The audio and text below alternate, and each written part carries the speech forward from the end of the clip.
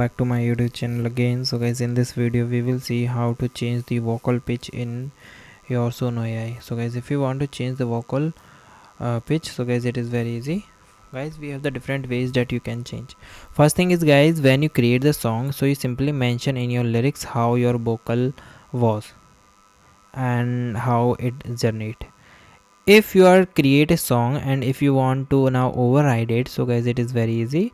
For this, first of all, go to your songs workspace and select your song. After that, guys, here you see the option of remix. In the remix, so you simply click the option of override. Okay, after override, guys, here you see the option of cover, so you click the option of drop down menu, and guys, here you see the option of edit vocal and then replace the song vocal performance.